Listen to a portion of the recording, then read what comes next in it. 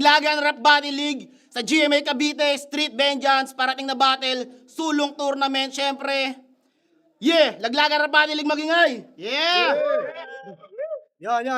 Shoutout nga pala sa JMG, Rapid Ralph Clothing, sa JJ Podcast, sa iba pang sponsor namin yun. Shoutout nga pala sa Crown Manila, I Beat, Authentic Tags yan, kay Papa kay Papa Renz, Motos Run Online, Motos Battle League, yun lang. Shoutout kay Only One, nasa likod. Only one, shoutout kay Only One. Only one, nag-iisa lang yan. Okay. Yun, sa kanan ko, galing pang Las Piñas, magingay para kay Yaring Alas. Yo, Haring Alas, shoutout sa Sacros Rebels, Rap Lines, sa pamilya ko, sa mga co-teacher ko, sa estudyante ko. Yan. Yo, galing pa rin Las Piñas. Pinapaalala ko sa inyo, magingay para kay Bolen. Bolen. Las Piñas Tags, Calvary Music. Okay, Yo. Sulong tournament to, first round ng tournament. Hindi na sila nag-contos, Hindi pinili ni nag-contos. Bolen mauna. Unang balot kay Bolen. Yo! Okay, timing lang. Yo! Ano to one lay ace? Para may galit ka ba sa akin? Ba't hilig mo kong itapat sa malaki pa sa akin? Akala ko ba battle rap, ba't parang ansamamin? Sa hari mo agad ako gusto na ipakain? Anong akala mo, magiging madali yun pag nag-choke ako sa laban, doon ka lang magkakaribon? Di nyo ba natunugan kung ba't kayo ni Ace tinipon para pakain sa anaconda tong mga mahinang ibon? Kasi supot ka pa mag-rap, supot ka magsulat, supot ka pa't wala ka pantalas pag kumagat. Sa liga ng laglagan, tol isa ko sa ugat at tagbuhat ng mga panahong hindi pa to kalat. Ikaw, anong ambag mo rito? Ikaw ay panauhin lang sa aking departamento. Ang makalaban ako Ace, talagang masyadong delikado. Tingnan mo mukha kang tarantado. Nakalimutan ko yung sulat pero tuloy pa rin. Nandito lang ako palagi at lagi ng aaneng. Wala akong bitol pero alam mo na magaling. Ngayon, pakita mo sa akin kung sino sa atin yung matalim. Ang ganda ng relo. Ang sarap hold upin. Pera ba to, men? Pakap-kap nga ako, men. Hindi ako nakasapatos kasi baka bumaha. Umuulang kasi. Nakakatanga. Ay. Yo! Buta, ang dami niyang sinasabi. Tangina, ang dami mong natutunan. Tangina, nakakapagsalita ka na kanina, doon ka lang sa kulungan. Tangina to, nagcho-choke na. Masyado bang hassle? Tanga, pinakawalad ka lang sa kulungan kasi meron kang battle. Tapos nakachinelas daw siya. Puta, nakakarindi. Kaya ka nakachinelas kasi wala kang pambili. Yo, round 1 game! Unang battle ko sa laglagan. Biglaan lang na naituro.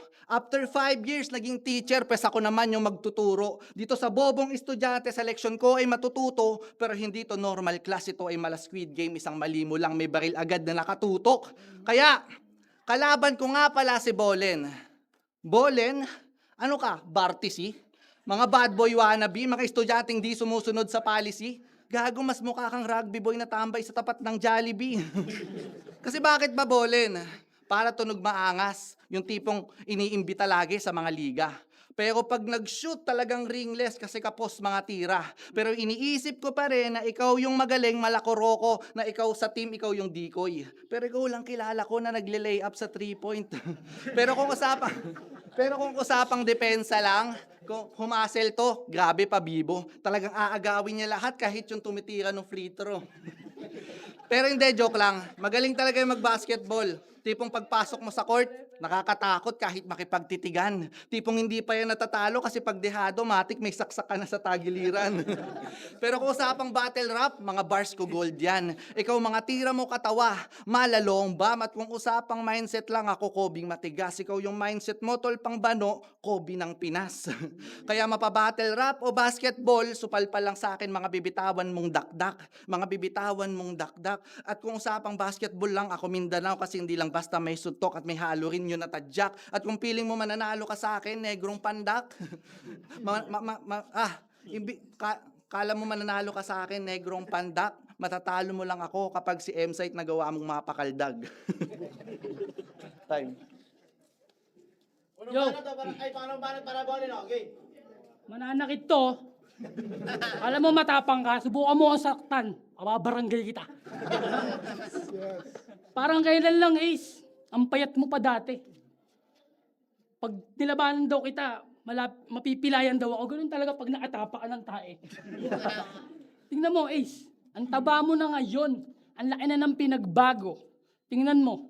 Kasi ganyan talaga pag nagbago na sa bisyo. Dati pag nagdodroga kami, nakatingin ka lang. Tingnan mo naman yung mukha mo, mukha kang timang. Hindi ko to 40 Ace, nilabanan kita. Sinabihan kita, kahit magmukha akong tanga. Dumating ako dito dahil kay Wally Ace, sinabi niya sa akin, ayoko sanang hindi sumipot. Pero tangina, dumating ako, men. Sumabay ako kay Slack, sumakay ako ng kotse. Ganun talaga, kapag malakas ka sa kumpare. Yo, laglagan, ang sarap. Bumalik na uli. Ngayon may pagkain na. Dati wala.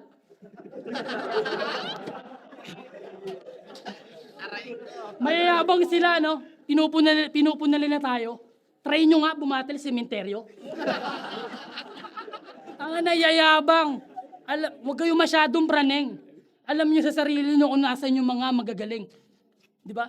Tumingin kayo sa baba, wag lang kayo itaas. Tingnan mo si Alas. Mukhang tanga. Time.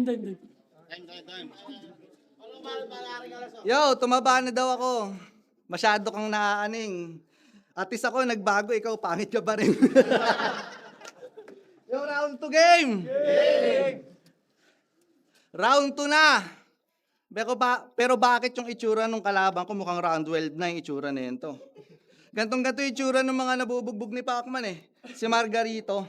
Pero hindi, gwapo yan. Kaso lang, kulang-kulang. Oo, gwapings ka tol, nung panahon ng oranggutan. Pero kung usapan lang ang itsura, kung itsura lang ang usapan, pues ako habulin ng chick, sayawan ko lang ng sayaw ni Elias. Ikaw huli mong nakis, puta nagka-empax. Kasi tingnan yung itsura, di ko na matolerate this, ang sakit mo sa mata, para kang resort sa Chocolate Hills. Nang ina kasing itsura yan, oh. Nakasimangot pa. Pero hindi. Hinihingi ko kasi dapat si Sinyo. Binigay nyo sa akin Bagito. Hinihingi ko all gods, binigay nyo sa akin Anito. Boss Malito, pagtapat mo sa akin Balito dahil yung apoy mo kasing lakas lang ng apoy ng palito. Pero hindi, di ba adi ka sa mushroom? Sabi mo kanina, adi ka sa mushroom para tumalinot magtakaw. O para tumalinot magtakaw. Pero pag may tamang sulat, may halo pang pasayaw-sayaw. Pwes hindi ka naiba sa kwento ni Juan Tamad, pareho kayo ng pananaw. Dahil para lang sa mushroom, hinihintay mo pang bumagsak yung tae sa puwet ng kalabaw. Tangin na kasi yan. Puwet ng kalabaw. Tapos, kaya na daw sumabay sa meta. Kasi nga meta lino. Bouncers, may meta oh. Meta nga dito. Tangin na, alam mo ba ginawa ko para bumaba sa level mo at mabuli to? Kinangina mo, nanood muna ako ng mga battle ni Unico. Pero kung matapang ka talaga, sigit sakita na. Yung tinuturing mong kaibigan sa likod na tira ka. Pero deserve mo naman yan dahil saktong at pabibo ka, ay saktong at pabida ka, tapunto sa aking mapapel na parang dyaryo ng tinapa. Dami mong sinasabi, Ace. Magkaibigan tayo, huwag ka naman ganyan. Pinapahiya mo ko, sarap ng mga kaibigan. Tingnan mo, sa'yo ko na ibibigay. Di pa ako bumabattle yung unggoy nag-iingay. Kanina pa yan, nakakaasar. Ang sarap batuhin ng yelo. Kanina pa kinakalampag yung yero. Kung nakakapagsalita lang, ang sarap sanang pagalitan. Kaso nga lang yung kalabang ko mukhang papaitan.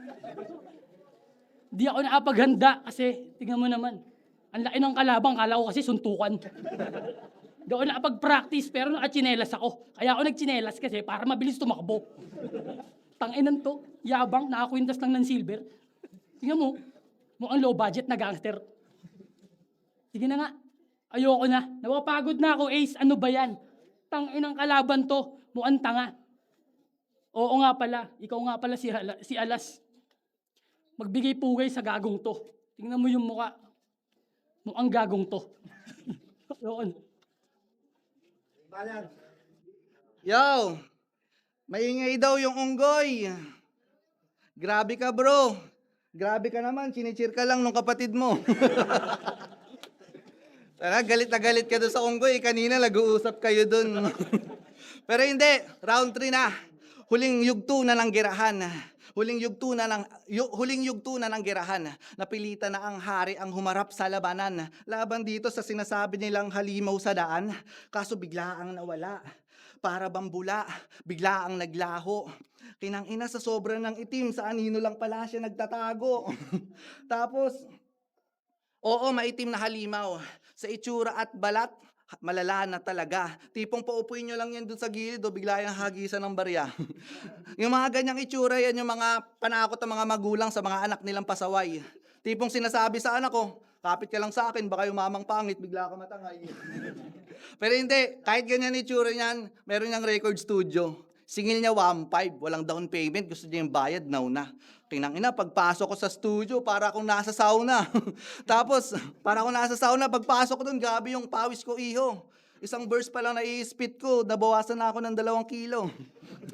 At magaling daw siya sa may beat. Yan yung trip niyang facts. Bakit ka nasa laglagan? Dapat ka nandun ka sa spit your bars. Oo, unang salang niya sa acapella. Kasi sanay ito ng merong beat. Pues ako yung mala GL, kakawawain ko lang tong beat. O usapang acapella, ako yung hari. Fuck yes, papatayin ko to ng walang beat.